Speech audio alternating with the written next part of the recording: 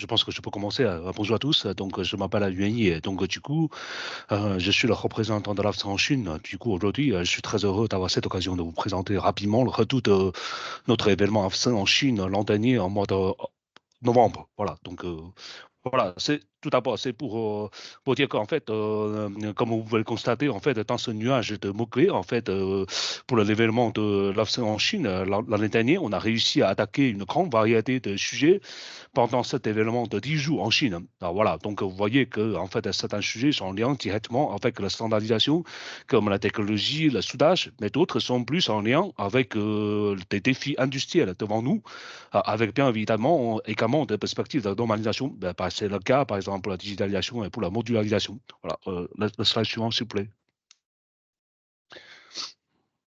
Du coup, avant de rentrer dans le détail, moi, ce que j'aimerais bien, c'est que simplement vous rappeler quelques éléments de contexte pour cet événement. Tout d'abord, sur le contexte général, en fait, c'était une année de 40e anniversaire de la collaboration entre la France et la Chine dans le domaine du nucléaire.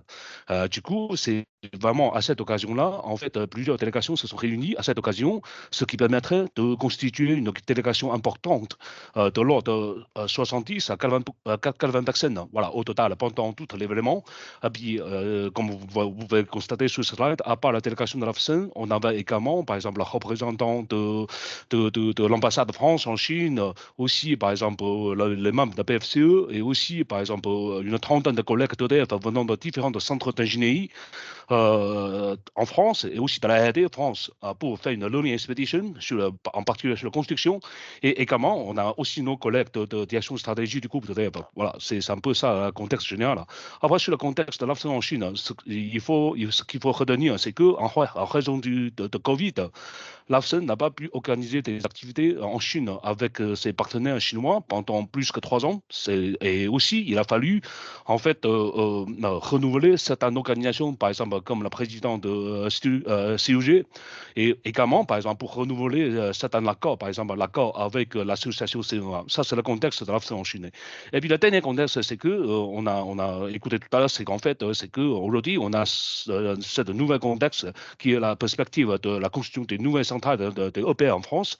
Du coup, on est de plus en plus intéressé par le sujet de construction et également par la HEX en Chine, parce qu'en Chine, il y a un gros programme de construction avec des restes très importants sur la méthode de construction. Voilà, c'est pour ça, je pense que côté LAFCEN, on voulait mettre à disposition en fait notre partenaire historique en Chine pour promouvoir l'échange technique autour de ces sujets de construction.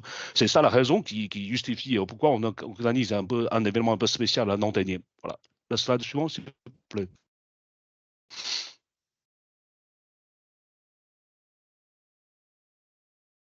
Du coup, c'est donc pour ça la raison que finalement le programme de la semaine de l'AFCEN en Chine l'an dernier peut être divisé en deux parties. La première partie, c'est vraiment ce qu'on appelle un peu des activités classiques autour de standardisation, c'est-à-dire qu'on a fait des réunions COG, Chinese User Group, et aussi des réunions CSUG, Chinese Specialized User Group.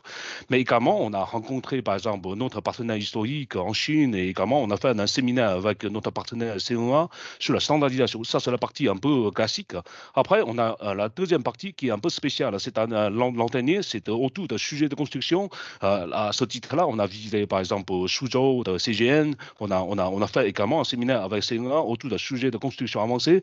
Et aussi, on a profité de l'occasion pour visiter le projet de HPMI de CNC à Zhangzhou, mais également un projet APMI là, à Xiamen. Donc, en plus, on a fait encore une réunion de, comment dire, un atelier de discussion avec CNC qui est le plus gros constructeur en Chine, en Chine. Voilà, donc c'est un peu ça le programme. Donc je pense que par la suite, je vais vous les montrer dans les prochains slides. Du coup, voilà, donc le 7 novembre 2023, donc dans le matin, en fait, on a organisé une réunion de Steering Committee de Chinese User Group avec la présence de, par exemple, de représentants du gouvernement chinois, mais aussi du gouvernement français.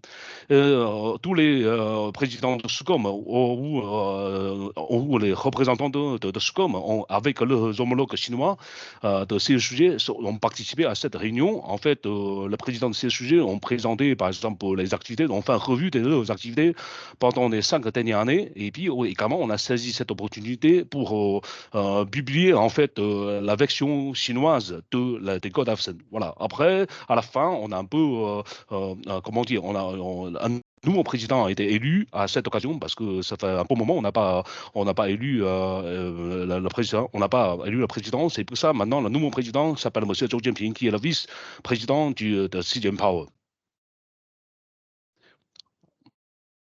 Et c'est tout de suite après la suite, dans l'après-midi du 7 novembre, mais aussi toute la journée du 8, on va dire, de novembre. Du coup, ce sont comment dire, les réunions de ces sujets pour chaque code XCC. XCC. Du coup, c'est pour ça, à cette occasion-là, les experts chinois ont pu échanger avec le président ou le représentant de Sucom pour, d'abord, pour avoir des clarifications sur l'utilisation des codes. Mais également, c'était l'occasion aussi pour échanger sur des sujets techniques qui intéressent les deux côtés, dans le domaine de chaque code. La slide suivante, s'il vous plaît. Et également, c'est que le 7 et le 9 novembre, du coup, la direction de l'AFSEN, c'est-à-dire Laurent Thieffry, mais aussi avec la présence de Frédéric et Bruno, nous avons rencontré notre partenaire en Chine, c'est-à-dire que le groupe CGN, CNC, en fait, ce sont les membres d'AFSEN, mais également notre partenaire comme CNA, aussi le ministère de l'Énergie.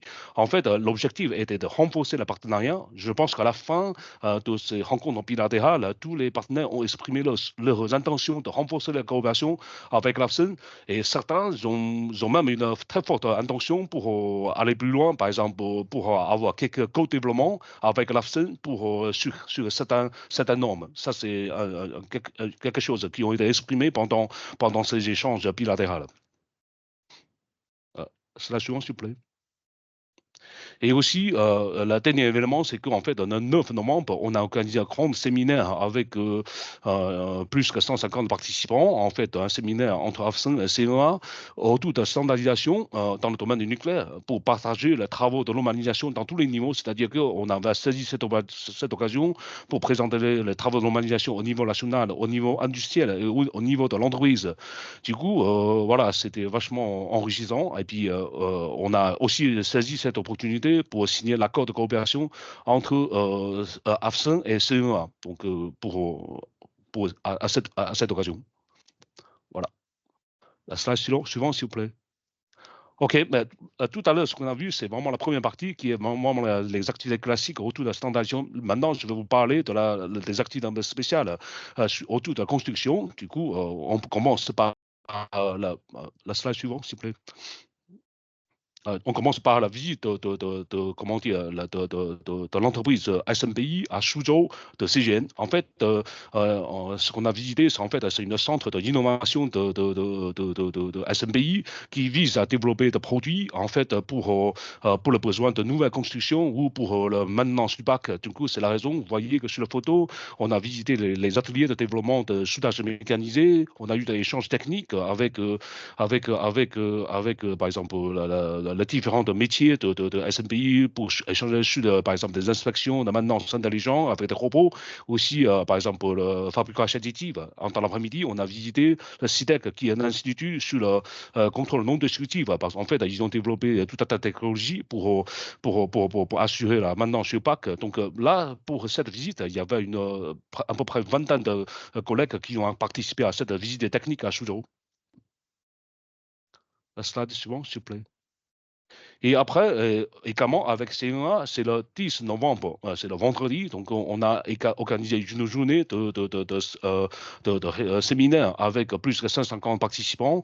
En fait, c'est un séminaire qui intéresse beaucoup la partie française parce que c'est dans ce séminaire-là, les constructeurs chinois de différents groupes ont présenté leur expérience, leurs applications sur la construction en Chine.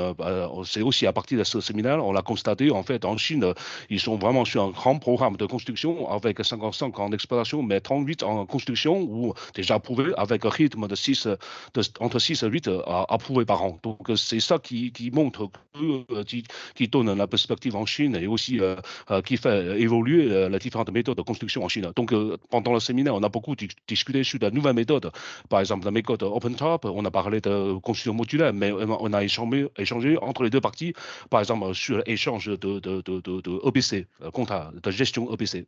Voilà, ça c'est le séminaire. La slide suivante, s'il vous plaît. Et également, donc c'est le samedi, donc le 12 novembre. Du coup, toute la délégation, à peu près une 60 personnes, ont visité le site de Zhangzhou. C'est un site à HBM 1000. On a visité, par exemple, la dôme externe, le chantier d'installation de dôme externe. Aussi, on a visité la tranche 3, qui est en fait avant la FCD. Donc, on a également visité l'usine de préfabrication de Compagnie 23 sur le site. Et dans l'après-midi, on a organisé un grand événement avec plus de 120 participants à cette conférence avec CNOC. CNOC, c'est en fait la maison mère de Compagnie 23, Compagnie Huaxin. Donc, c'est vraiment le plus gros constructeur en Chine. Du coup, on a beaucoup échangé sur le sujet de construction. On a vu, en fait, côté CNOC, ils ont une très forte compétence, capacité sur la construction. Et aussi, il y a beaucoup de méthodes de construction avancées qui ont été appliquées sur le projet en Chine avec une forte digitalisation. On a constaté ça. Ok, ça c'est la visite à Zhangzhou. La slide suivante, oui, pour finir, c'est le dernier jour. On a également profité, on a également organisé une visite sur le site de Xiamen. Xiamen, c'est un site de l'APMI. Du coup, en fait, je pense qu'il nous reste encore une trentaine de personnes pour réaliser cette visite. Mais on a eu vraiment l'occasion de rentrer dans un îlot nucléaire de l'APMI sur Xiamen.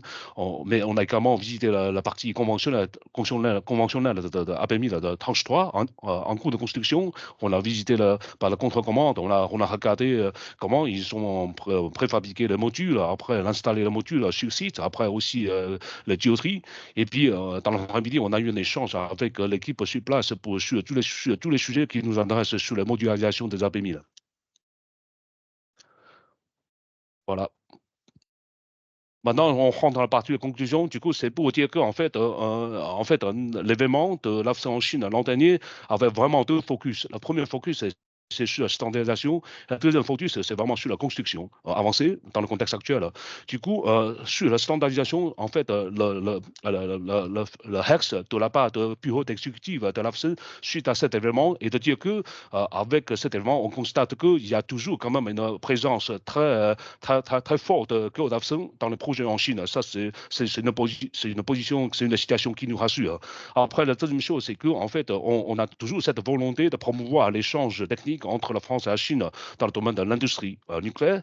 Et aussi, on est en train de commencer à réfléchir. Peut-être il faudrait, dans la manière, par exemple, le monter les compétences de la partie chinoise sur la construction, sur le sujet technique. Donc, peut-être il serait intéressant de commencer à établir des conditions pour que les experts chinois puissent contribuer plus dans la codification et normalisation au sein de l'AFSEN, par exemple, réfléchir à des dispositifs comme le code miroir ou avoir des codes de développement sur des standards qui intéressent les deux côtés. Ça, c'est la partie standardisation. Après, ce que je peux aussi vous dire, c'est qu'en fait, la mission de l'AFSEN l'an dernier sur la partie de construction a eu un fort écho côté de la France parce qu'en fait, la délégation qui a pu réaliser la deuxième partie sur la visite ont été beaucoup impressionnés par ce qu'ils avaient vu, ce qu'ils avaient appris pendant la visite.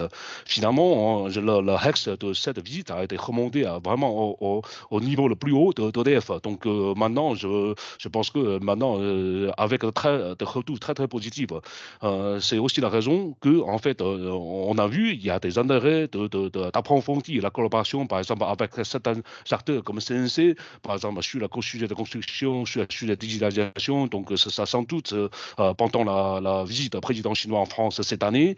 Et également, je pense que c'est aussi la suite de ce qu'on a commencé l'an dernier, c'est que je pense que différents métiers en France ont exprimé leurs intentions d'approfondir la connaissance, d'approfondir comment dire, la mission de l'an dernier pour avoir pour approfondir sur d'autres sujets techniques.